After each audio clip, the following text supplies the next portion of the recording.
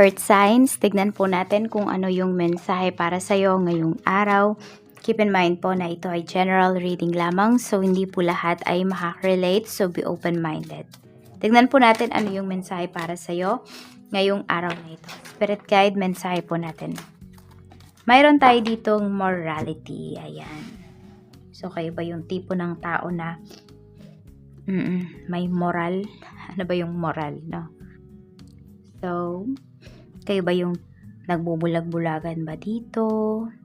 Nagbibingi-bingihan kahit alam nyo yung mga nangyayari? Siguro kasi this is for your own good. Hindi to dahil sa ganun ka talaga, you know.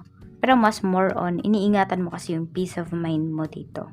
Kaya lang kasi pwedeng in the long run, pag kunwari ngayon, no, hindi ka nagsasalita, kahit alam mo na may maling nangyayari, pwedeng dahil sa pagtahimik mo din, earth signs is in the long run nga is pwedeng mas maging mas maging mabigat, mas maging mahirap yung problema dito. Kasi hindi mo siya hinarap the first time you encounter this situation. So tingnan natin kung ano pa yung mensahe para sa iyo. Ano ba yung mga values mo? So pwede kasi na pinapanindigan mo talaga yan. Kaya may mga sitwasyon na tikom talaga yung bibig mo dito. We have mischief. Okay, tignan natin. So meron dito ay we have the tombed. Okay. So meron dito talaga hindi pa rin nagbabago. Parang kung ano yung pagkakakilala mo sa kanya dati, ganun pa rin siya. Or this could be you. Pwede rin naman. We have the journey. Ayan. So parang kahit ilang taon na yung lumipas, yung taong to is ganun pa rin yung kanyang energy, ganun pa rin yung kanyang pakikitungo sa'yo. Actually, medyo meron dito maharot. Maharot ba yun? Makulit. Ayan po. So, tignan natin. Basta may makulit na energy dito. Ayan o, yung iba sa inyo, meron kayong pinagdaraanan dito na awakening. So, yung iba sa inyo, nasa tower moments kayo ng life po ninyo. So, hindi pa yan natatapos. Medyo, kaya din siguro naguguluhan kayo. Hindi nyo alam kung ano ba yung mga gagawin ninyo. Yan. Oo. Yung iba nga sa inyo, nakaka-feel ko dito, parang kahit ano yung gawin ninyo ngayong araw na to, feeling ninyo palpak. Feeling ninyo walang progress. So, yun yung iba sa inyo, you feel trapped. Pero kasi baka yung isipan nyo lang yung gumagawa ng mga traps na yan. Kaya, labanan po ninyo. Tignan natin ano pa yung mensahe para sa'yo. Mayroon tayo ditong 7 of Pentacles. Ayan.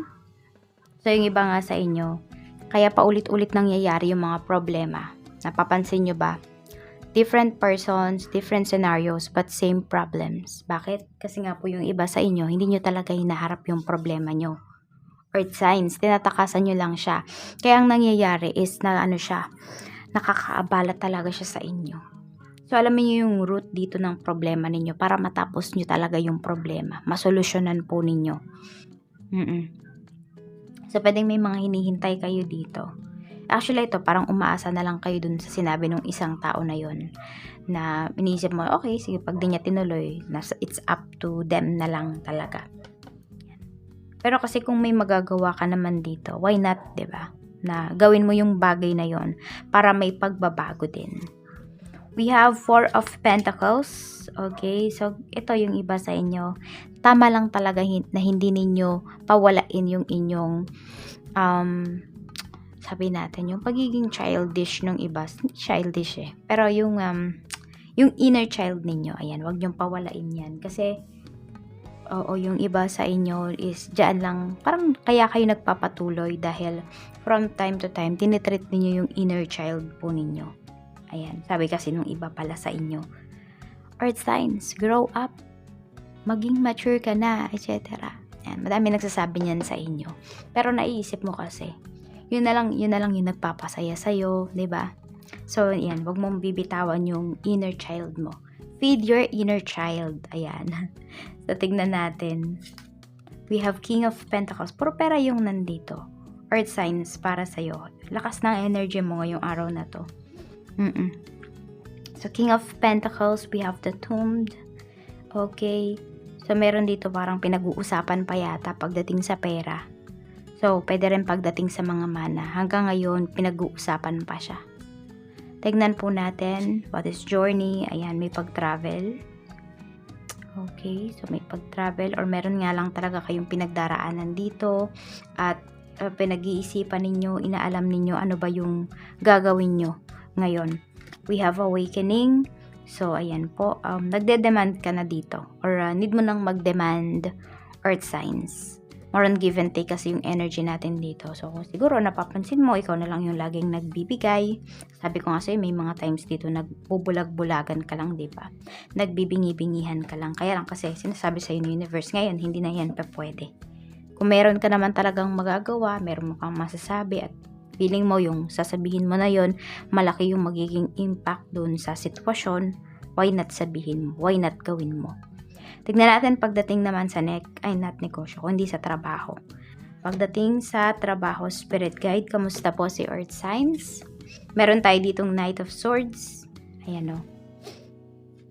Pagdating sa trabaho, medyo maiinis ka dito, earth signs. Kasi nga, pwede nga may nagbubulag-bulagan. So, pwede naman pala na hindi ko yung nagbubulag-bulagan dito. So, pwedeng mga katrabaho mo yan. Ang babagal kumilos. So, meron nga dito parang pumapalakpak pa yun. Parang, sige, bilisan nyo, ganyan. Pumapalakpak na kasi nababagalan. So, pwedeng kasing ikaw or isang tao dito sa trabaho, co-worker mo, meron siyang hinahabol na oras. Ayan. Or pwedeng may naghihintay sa kanya, kaya madaling-madali naman yung taong to. Meron tayo dito Knight of Pentacles. Pagdating naman po sa, ito ay pagdating sa negosyo. So, ang ganda po ng negosyo mo. Sabi ko nga, di ba, wag mong pala pawalain yung inner child mo. Alagaan mo yung inner child mo. Kasi by that energy is, mas nakakakonek ka sa clients mo. Ayan o. Matagal pa po ang itatakbo ng inyong negosyo. Madami pa kayong kikitain dito. Ayan. Kaya lang, make sure lamang na yung kinikita po ninyo is meron talaga kayong, it's either may expand ba yung business nyo or meron kayong mga nai-invest. Investments, hindi po yan yung sasakyan. Nagiging investments lang yung sasakyan natin or nagiging asset lang siya pag nagagawa po natin siyang pagkakitaan. Pero kung nakastock lang yan sa bahay, nagme-maintenance, dinadala mo sa kasa, may mga pinapagawa ka, liabilities yan. So, make sure lamang na yung mga kinikita mo sa negosyo, kung hindi man sa pagkain napupunta, ay meron ka bang napupundar. Ayan po.